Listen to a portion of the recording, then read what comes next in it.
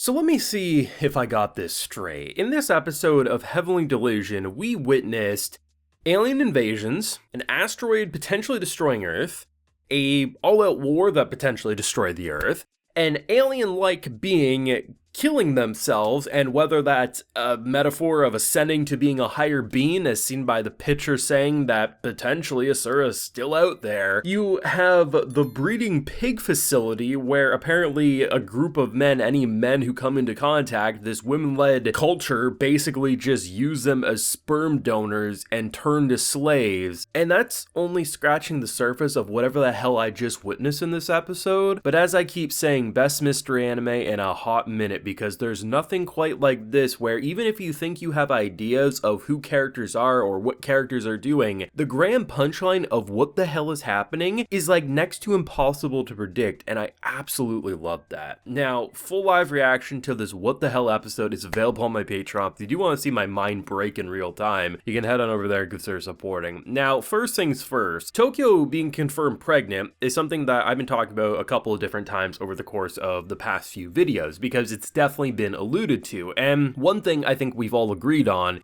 is that sex ed isn't really a thing at this facility, and we get the confirmation not only is it not a thing, they go out of their way to not differentiate between male or female because they want to make this facility completely neutral for whatever experiment they're performing. So someone getting pregnant, you know, they're raising flags like, how could they do this? They don't even know the different sexes and this or that. But it's like, bruh, if teenagers or any kids going through puberty are gonna be horny, they're gonna sleep around. I mean, a hole's a hole at the end of the day. They ain't gonna care. They don't even need to care, right? And the fact, it's kind of tragic because if they don't teach them about sex ed, they're not gonna teach Tokyo about what's happening to her body. She seems visibly concerned and scared to not only be wheeled off, but not knowing what's happening. Imagine 3 months from now when the body starts getting bigger and you feel kicks from within inside, right? I mean, what is Tokyo going to think? Is Tokyo going to assume that she's dying and there's a parasite from the inside trying to eat her? I mean, imagine not knowing the concept of a pregnancy.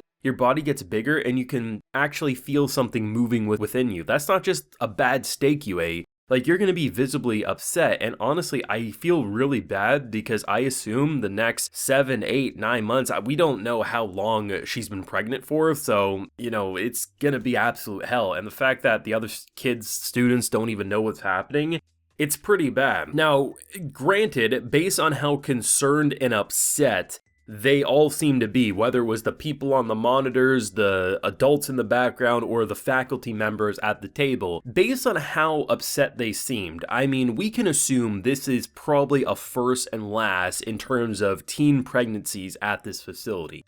And if that's the case, it wouldn't be shocking if Maru is indeed Tokyo's kid, mainly because we know they're doing experiments. We know there's some supernatural bullshit going on at this facility. We've seen characters fall off of basically skyscrapers and bounce it off like it's nothing. We have prediction abilities. We have aliens, or at the very least what looks to be aliens. All these supernatural abilities are ridiculous for whatever they're doing at this facility. The fact that our boy has Titan powers where he can regrow teeth or connect to people's hearts in terms of if they are these creatures, it would make sense if that's how it's going. Because for a while I've been saying, like, I think this heaven area is the past, and I think whatever delusion is the present. Though I was expecting that it was a lot bigger of a time jump, but now after everything we're seeing, it feels like it's lining up here.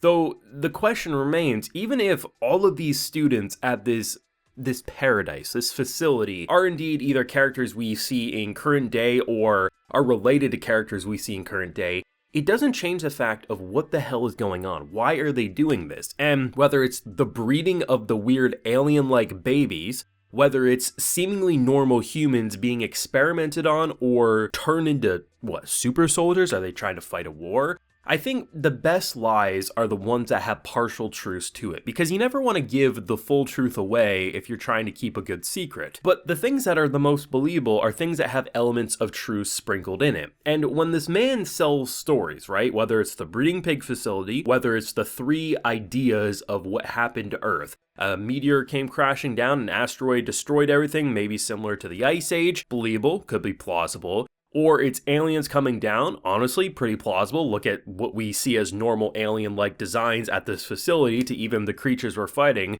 aliens kind of make sense, or it's Earth's just being Earth and having nuclear war. I kind of feel like all 4 of those points are partially true, just we don't know the full picture just yet, and we probably won't for a long time, well past season 1. And that's what's incredible about watching this. We've been seeing over at least the past 4, potentially longer, in terms of the symbol that is on the gun, right? And we've seen that on boxes, we've seen that on walls, we've seen it at the facility, right? Everything about this is all lining up to be one big connected package. But it doesn't change the fact that, say, Kiriko and Maru end up finding the facility in present day. What are they actually going to find there? Because, I mean, it's interesting when you think about the breeding pig story, right? Because even though it's probably not completely as being told, I do like the fact that when the director is talking about who's basically going to be next in line, we point to this girl as the male doctor professor dude who's getting visibly upset because he should be next in line. It's interesting how there's always like, they connect things in ways, whether intentionally or not, it's how the episodes combine into one unique package. And honestly, man, this show sends shivers up my spine.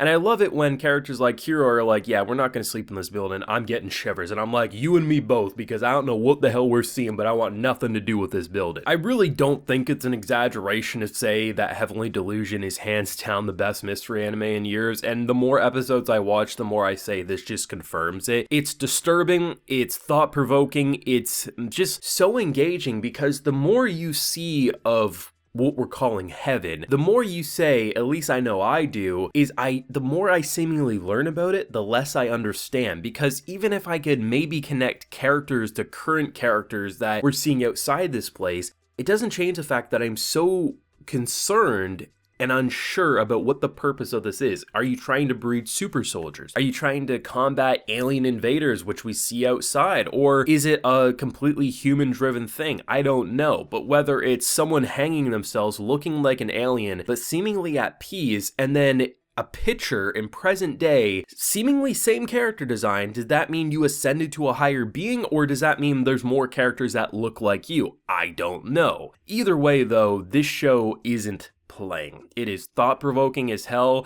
We seemingly have superhumans at this facility that can fall off giant heights and bounce it off like it's nothing. Giant slashes in the leg, we heal that with seemingly magic. Characters predicting things like the fish with hands. I mean, what the hell, Cunha? Like, why the hell do you have this ability? Why do any of you have it? Are you all monsters? I don't know, I really don't, but that's what I'm loving about this show. But let me know what you thought down below, because there's a lot to discuss. I've had to be a little more cautious with the comment section, so just know if I don't really seem to be engaging as much, it's simply because I'm pretty sure people are spoiling in the comment section, so I've been a little more careful at really reading too deep into it, but still, I love to read the comments when I can, so let me know what you're feeling down below. Drop a like if you enjoyed, and subscribe if you're new around here. Be sure to ring that bell, of course, so you can get notified when I upload more Heavenly Delusion. And as I mentioned, full live reaction to my what the hell am I watching thoughts is available on my Patreon if you're interested. And while you're there, of course, you can get a video shoutout like Pranay Samshwar, Rerun, Squidward, and Steel Water are getting today. So I appreciate the support, everyone. Please take care and have a good one.